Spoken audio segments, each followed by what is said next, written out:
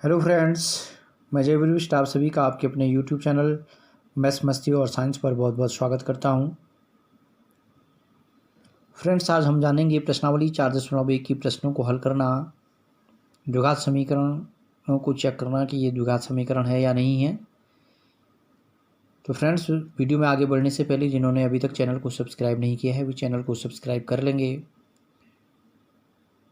और यदि वीडियो आपको अच्छा लगे तो इसको शेयर, लाइक और कमेंट भी अवश्य कीजिएगा। तो आइए प्रश्नावली 4.2 का पहला प्रश्न देखते हैं, और साथ ही साथ आप लोग भी अपनी बुक निकाल लेंगे और कॉपी पेन ले लेंगे। और पहला प्रश्न है, जांच कीजिए कि क्या निम्न द्विघात समीकरण है।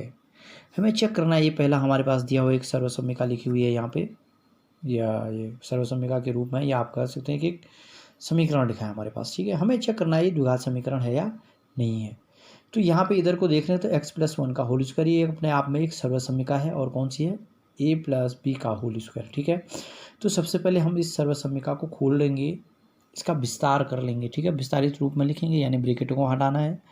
तो x+1 का होल स्क्वायर यानी a स्क्वायर यानी x का स्क्वायर, प्लस b स्क्वायर यानी 1 का स्क्वायर 1, और प्लस 2ab 2a, और x की जगह पे b की जगह पे 1 है तो 1 का 1 ही होगा। और बराबर इधर भी हल कर लेंगे, तो 2 से अंदर गुणा कर लेंगे, ब्रैकेट को हटाना है, 2x माइनस और 3 दूना 6। अब इधर भी 2x है, इधर भी 2x है, 2x से 2x कट जाएगा और याद आएगा x स्क्वायर, इसको इधर ले आएंगे, माइनस का 6 इधर का प्लस का 6 और एक साथ इक्वल टू 0। तो ये हमारे पास अब इसमें चर की जो अधिकतम घात है वो कितनी है, 2 दिख रही है, x square plus 7 equal to 0। तो इसका मतलब ये हमारे पास एक द्विघाती समीकरण है। ठीक है फ्रेंड्स, और फ्रेंड्स दूसरा पार्ट ले लेते हैं इसका। तीसरा पार्ट दिया मैंने प्रश्न नंबर 1 का, x-2 into x+1 equal to x-1 into x+3। ये हमारे पास एक क्वेश्चन है, तो इसको हल करना है। सबसे पहले क्या करेंगे, इसका इसके साथ मल्टीप्लाई कर लेंगे, तो x का x के साथ x स्क्वायर या x स्क्वायर। ठीक है, x स्क्वायर आ जाएगा। अब उसके बाद इस x का इसके साथ करेंगे तो प्लस का x आ जाएगा, फिर इसका इसके साथ करेंगे तो माइनस का 2x आएगा, और इसका इसके साथ करेंगे तो माइनस का 2 आ जाएगा। ठीक है, इक्वल टू वही फिर यहाँ भी इस x का इस x के साथ, तो x का x के साथ x स्क्वायर, इस x का प्लस 3 के साथ तो प्लस का 3x हो जाएगा, और इससे कम x के साथ तो माइनस का x हो जाएगा और माइनस का 3 हो जाएगा। अब दोनों तरफ ध्यान देंगे, इधर भी प्लस का x स्क्वायर, इधर भी प्लस का x स्क्वायर कट जाएगा। अब इधर इसमें से इनको देखेंगे तो ध्यान देंगे कि एक x में से ये 2x है तो माइनस का x बचेगा, माइनस का 2 बच जाएगा। इधर भी एक इस 3x में से एक x घटेगा तो माइनस का 2x बचेगा और प्लस का 2x बचेगा यहाँ। ठीक है, और प्लस के 2x को इधर लाएंगे तो माइनस का 2x बन जाएगा, और माइनस का 3 इधर आगे प्लस का 3 हो जाएगा, और बराबर 0 कर लेंगे। तो आगे देख लेंगे, माइनस का ये x है, माइनस का ये x, तो माइनस का 3x बन जाएगा, माइनस का 1 है और प्लस का 3 है तो घट के प्लस का 1 आ जाएगा, और बराबर 0 हो जाएगा फ्रेंड्स। तो इसमें x की जो अधिकतम घात है वो कितनी है, 1 है। तो ये हमारे पास द्विघाती समीकरण नहीं है। ये क्या नहीं है, द्विघाती समीकरण नहीं है। तो फ्रेंड्स इसी तरह से हमें इसी प्रकार बिल्कुल सेम इसी प्रकार से क्या करना है कि प्रश्न नंबर 1 के अन्य सभी पार्ट्स को हमें हल कर लेना है और चेक कर लेंगे द्विघात समीकरण है या नहीं है। अब हम बढ़ते हैं प्रश्न नंबर 2 की ओर।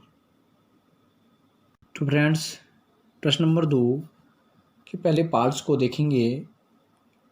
लिखा है कि एक आयताकार भूखंड का क्षेत्रफल 528 वर्ग मीटर है और क्षेत्र की लंबाई मीटरों में चौड़ाई के दुगने से एक अधिक है। हमें भूखंड की लंबाई और चौड़ाई ज्ञात करनी है। ठीक है, तो सबसे पहले हमारे पास जो दिया है, दिया क्या है, ये मैंने दिया हुआ लिख लिया है, दिया है। ठीक है, आयताकार भूखंड का क्षेत्रफल बराबर 528 वर्ग मीटर। अब हमें निकालना क्या है, आयताकार भूखंड की लंबाई और चौड़ाई, जो कि दे नहीं रखा केवल तुलना। तो सबसे पहले हम मान लेंगे कि माना जिसकी तुलना की गई है उसको पहले मानते हैं। तो हमें क्या लिखा है कि क्षेत्र की लंबाई चौड़ाई के दुगने से एक अधिक है, ठीक है। उसको मानेंगे तो क्वेश्चन को करने में थोड़ा सा हमें क्या होगी, आसानी होगी। तो मान लेते हैं, माना आयताकार भूखंड की चौड़ाई बराबर x मीटर, क्योंकि मीटरों में लिखा है। तो अतः आयताकार भूखंड की लंबाई बराबर 2 गुणा चौड़ाई धन 1। क्या कह रहा है, प्रश्न में लिखा हुआ है, प्रश्नानुसार है ये, ठीक है, कि क्षेत्र की लंबाई चौड़ाई के दुगने से एक अधिक, जो चौड़ाई है उसका दुगना करके उसमें एक जोड़ दो, ठीक है। तो यहाँ पे हम दूसरा ये भी लिख सकते हैं, प्रश्नानुसार, ठीक है। इसको जब हल करेंगे तो इस तरह से अब हम आगे देख लेंगे। और 2 गुणा चौड़ाई कितनी मानी, x और धन 1, तो बराबर 2x धन 1। अब एक चीज़ का ध्यान देंगे, हमारे पास क्या दिया, भूखंड का क्षेत्रफल बराबर ये। तो आयताकार भूखंड का क्षेत्रफल होता क्या है, आयत का क्षेत्र क्या होता है, क्षेत्रफल क्या होता है। तो आयताकार भूखंड का क्षेत्रफल बराबर लंबाई गुणा चौड़ाई। लंबाई गुणा चौड़ाई होता है आयत का क्षेत्रफल, तो कर लिया। और वो बराबर कितना दिया है, 528। तो लंबाई की जगह पे क्या रख देंगे, 2x धन 1। तो 2x धन 1, और गुणा करना इसलिए इसको ब्रैकेट के अंदर लिख लो और साथ में x गुणा में लिख लेंगे, और बराबर कितना है, 528, ठीक है। अब इसका इसके साथ गुणा कर लेंगे तो 2x स्क्वायर, इसका इसके साथ गुणा करेंगे तो धन का x, और बराबर 528। समीकरण के रूप में ले आएंगे, 2x स्क्वायर धन x और माइनस 528 इक्वल टू 0। ये हमारे पास आ गया है।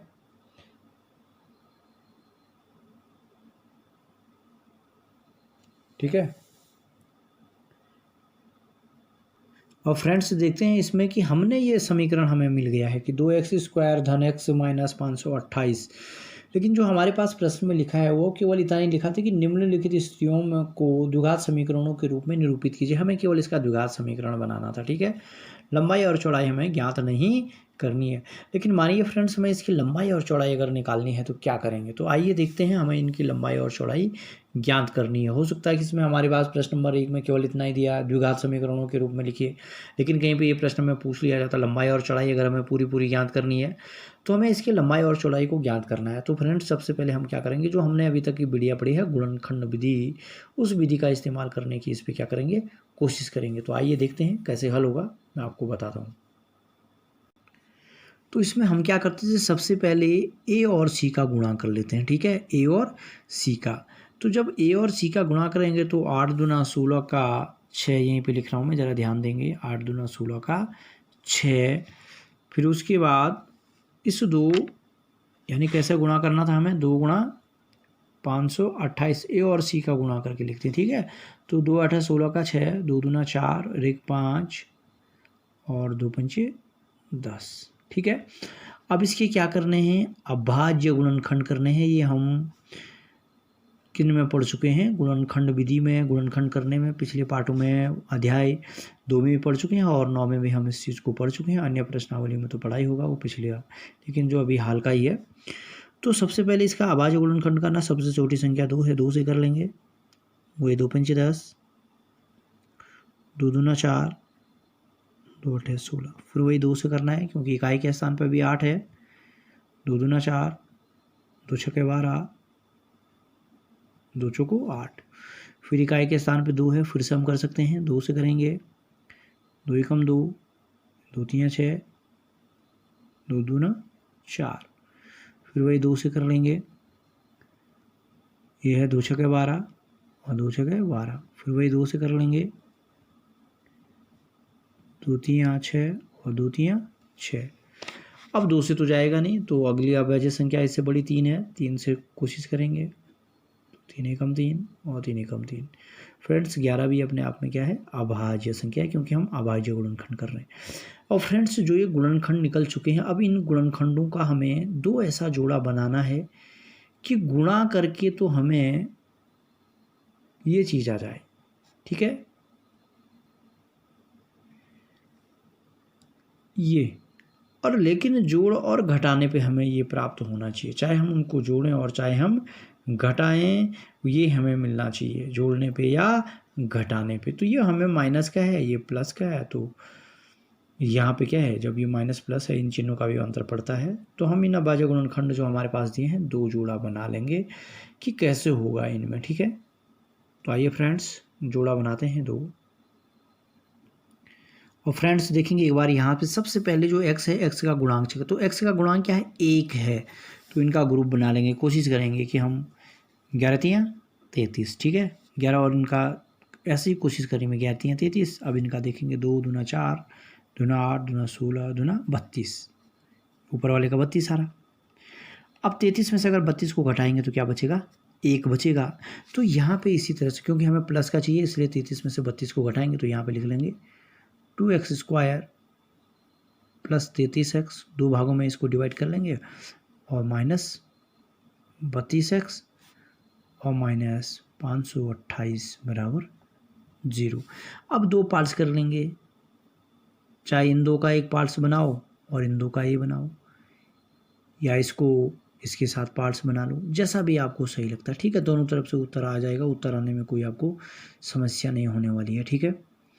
अगर हम इसके साथ इसका पार्ट्स बना लेते हैं तो चलो ये बना लेते हैं या ये बना लेते हैं। अगर इसके साथ बनाएंगे तो थोड़ा आसानी रहेगी इसका, ठीक है।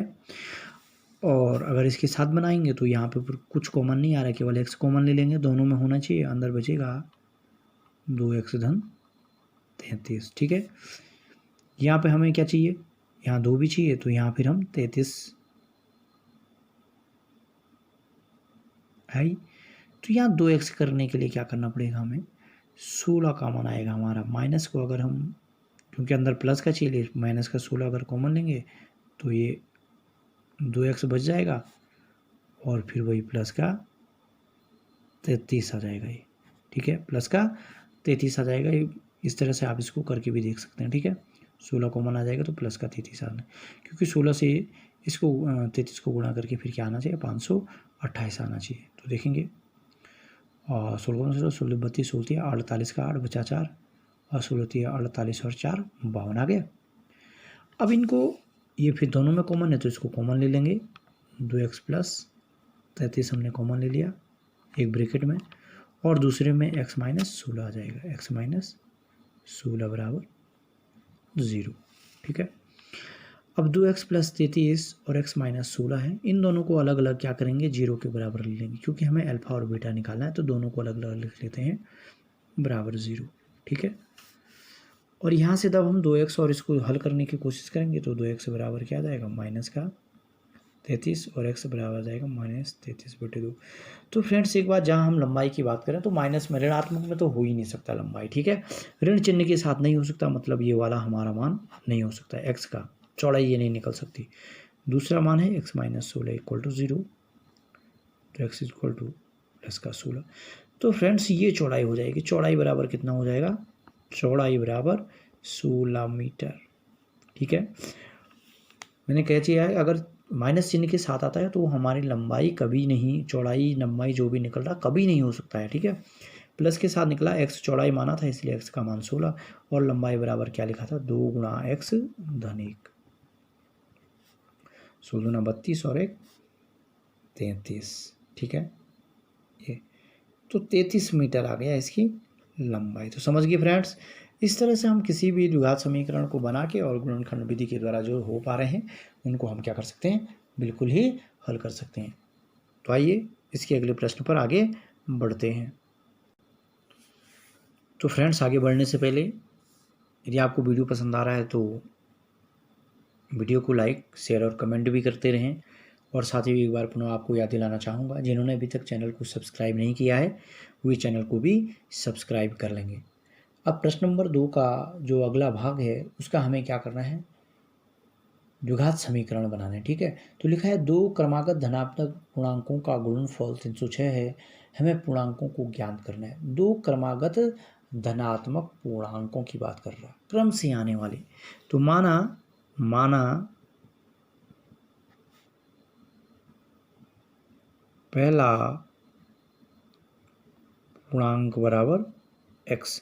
यदि एक पूर्णांक x है तो दूसरा क्या हो, क्रमागत का मतलब कि एक 2 है तो दूसरा 3 है, तीसरा 4 है, इसको कहते हैं क्रमागत, क्रम से आने वाले। ठीक है, तो हमने क्या किया, 2 में 1 जोड़ा तो तब क्या बना, 3 बना, या 3 में 1 जोड़ा तो तब क्या बना, 4 बना। ठीक है, समझ लेंगे इसको ढंग से। ठीक है, कि क्रमागत क्या होते हैं।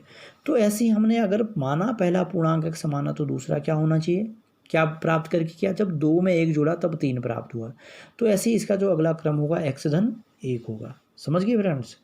तो दूसरा पूर्णांक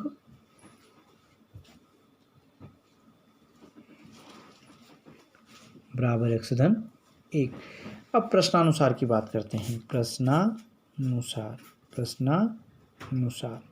प्रश्नानुसार हमें कह रहा है कि 2 क्रमागत धनात्मक पूर्णांकों का गुणनफल, 2 धनात्मक पूर्णांकों का गुणनफल बराबर कितना है, 306। तो अब लिख लेंगे पहला, तो प्रश्नानुसार x गुणा x धन 1। ठीक है, ब्रैकेट के अंदर लिख लेंगे, और बराबर कितना है, 306। इसका जब अंदर गुणा करेंगे तो x स्क्वायर, एक के साथ करेंगे तो x आएगा बराबर 306, और ये बन जाएगा x स्क्वायर x, और इसको इधर ले आएंगे तो -306 बराबर 0। तो ये हमारा क्या बन गया, द्विघात समीकरण बन गया फ्रेंड्स। समझ गए, ये हमारा द्विघात समीकरण बन गया। और अगर हम इसको जैसे ऊपर वाला हल किया, बिल्कुल इसी तरह से प्रश्न दूसरे के पहले पार्ट्स की तरह हल करेंगे तो ये हमारे पास ये प्रश्न भी क्या हो जाएगा, हल हो जाएगा, और इसका हमें उत्तर प्राप्त हो जाएगा। ठीक है फ्रेंड्स, समझ गए।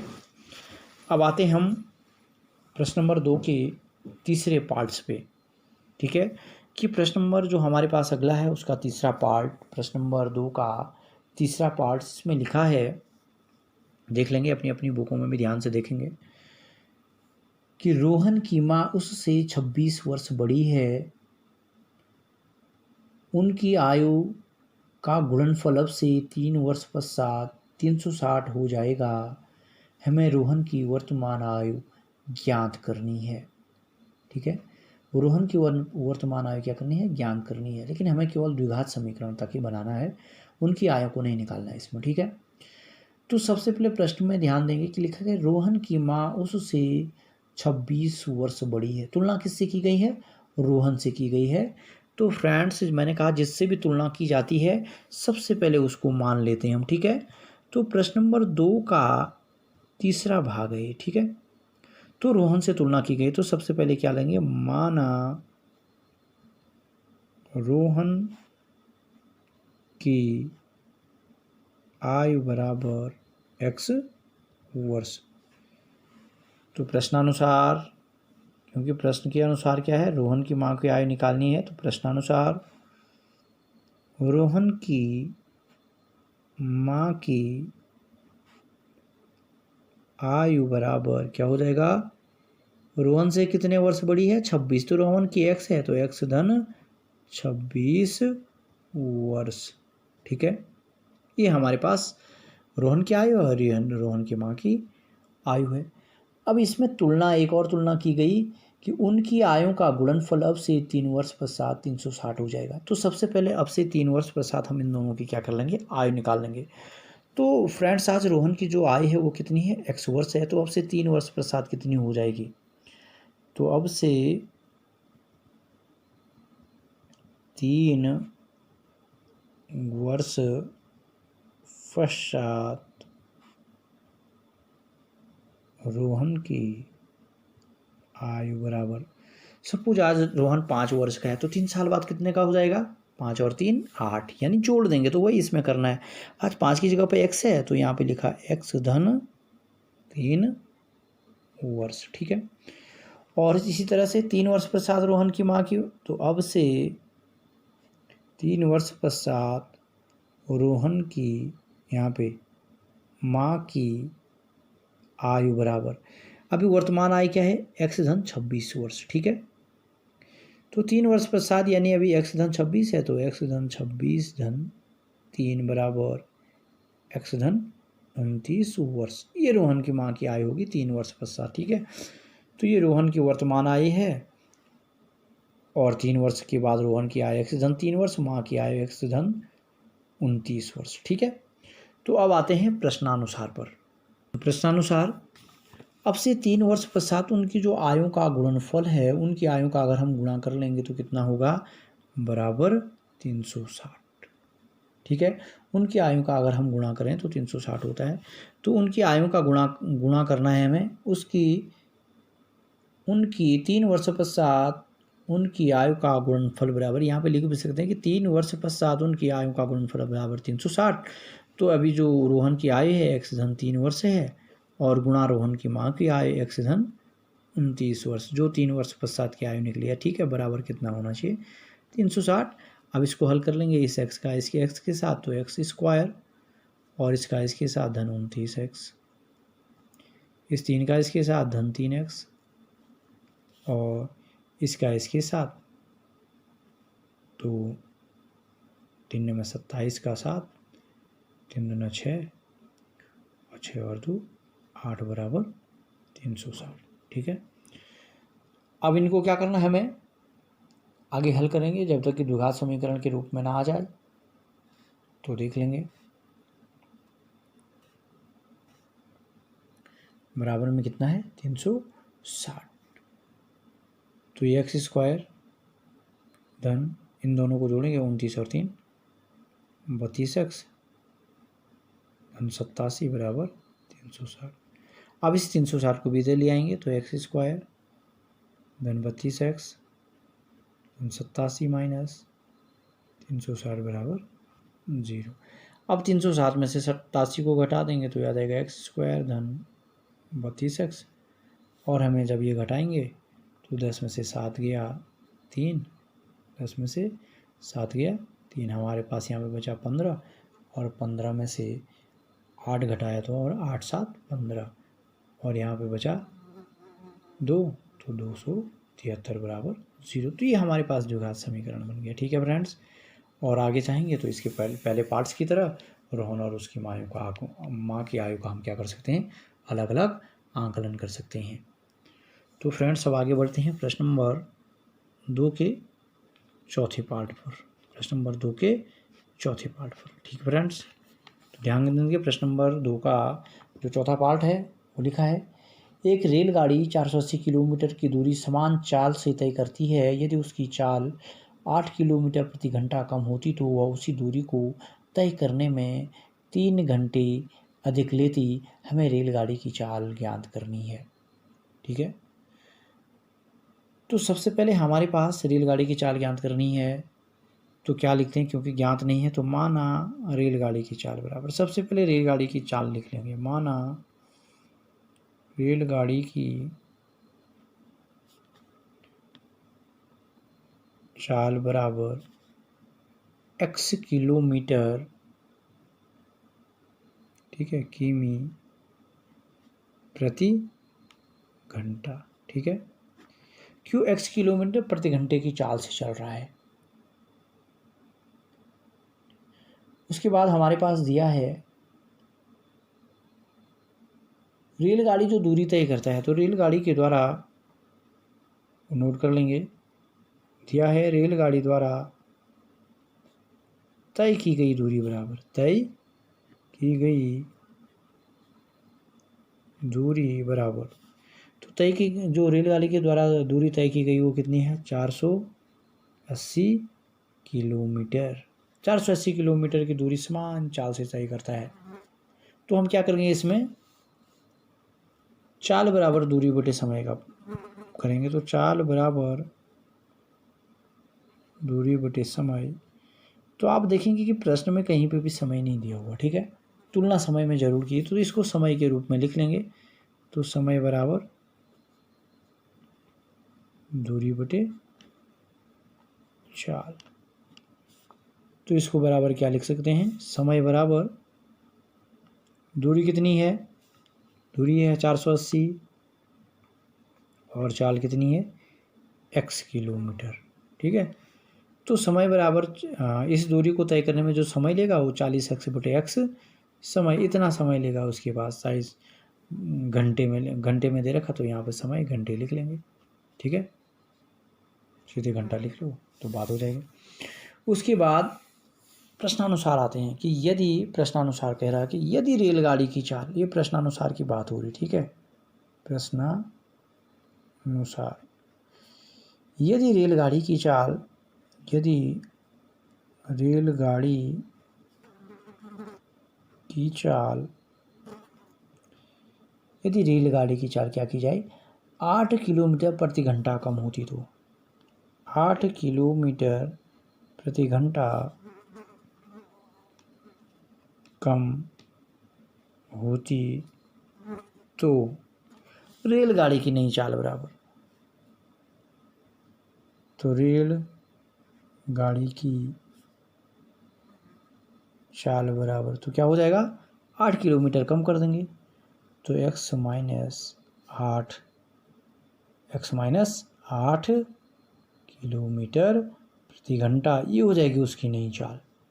ठीक है, और तब तुलना करके कह रहा हूँ प्रश्नानुसार, तो यहाँ से अगर हम समय निकालेंगे, क्या निकालेंगे, समय, तो वही समय बराबर दूरी बटे चाल, दूरी हमारे पास 480 और बटे चाल है x माइनस 8 घंटे। अब आते हैं प्रश्नानुसार, दोनों चालों के बीच में उसने तुलना की है, तो प्रश्नानुसार फिर से प्रश्न के अनुसार जो उसने तुलना की हुई है प्रश्न में, वो क्या लिखा है, तो वह उसी दूरी को तय करने में 3 घंटे अधिक लेती। अधिक कब ले रहा है, जब उसकी चाल कम है। अगर इस समय में से हम इस समय को घटा देंगे तो कितना बचना चाहिए, 3 घंटा बचना चाहिए। तो माना ही हमारे पास T2 है और ये क्या है, पहला जो मान निकला वो T1 निकला, तो प्रश्नानुसार T2 माइनस T1 बराबर 3 घंटे, इतने का अंतर आना चाहिए। ठीक है, 3 घंटे बचने चाहिए, क्योंकि 3 घंटे वो अधिक ले रहा ना बाद में, तो ये हम क्या लिख लेंगे, इसको 480 T2 का मान बटे x माइनस 8 और माइनस T1 का मान, ये T1 का मान है 480 बटे x और बराबर 3। ठीक है, और वज्र गुणन करेंगे इसको, वज्र गुणन के द्वारा द्विघात समीकरण का रूप इसको दे देंगे। तो आइए देखते हैं, इसका इसके साथ गुणा 480x माइनस इसका इसके साथ गुणा माइनस का 480x और इस माइनस 8 का इसके साथ तो प्लस 8 शून्यम की शून्यम। ठीक है, 8 8 है 64 का 4 बचा 6, 8 चौको 32 और 6 38। ठीक है, और बटे इन दोनों का आपस में, बटे इन दोनों का आपस में इसका और इसका गुणा, यानी इसको अपॉन में लिख सकते हैं x माइनस 8 इंटू एक्स बराबर 3। ठीक है, अब इसका ऊपर अगर हम देखेंगे, ये प्लस का, ये माइनस का, ये कट गया और तो आया 3840 बटे, इस नीचे वाले को हल करेंगे x का x स्क्वायर माइनस 8x बराबर 3। तो इस 3 का इसके साथ गुणा कर देंगे, क्योंकि अपॉन में 1, इसका इसके साथ, इसका इसके साथ, तो ये लिखा 3x स्क्वायर माइनस 8 थी 24x और बराबर 3840। समीकरण बना 3x स्क्वायर माइनस 24x और माइनस 3840 बराबर 0। तो ये फ्रेंड्स, ये हमारे पास द्विघात समीकरण बन गया है, ये अपने द्विघात समीकरण के रूप में आ गया है। और अगर हमें इनके अगर मान भी निकालने हैं तो यहाँ से आगे हम इसको हल करके निकाल सकते हैं। तो फिलहाल प्रश्न में हमारे पास केवल द्विघात समीकरण को बनाने के लिए कहा गया है, इसलिए मैंने इनको केवल द्विघात समीकरण ही बनाया है। तो फ्रेंड्स, यदि आपको वीडियो पसंद आया तो उसको लाइक, शेयर और कमेंट अवश्य कीजिएगा। वीडियो में अंत तक मेरे साथ बने रहने के लिए बहुत बहुत धन्यवाद।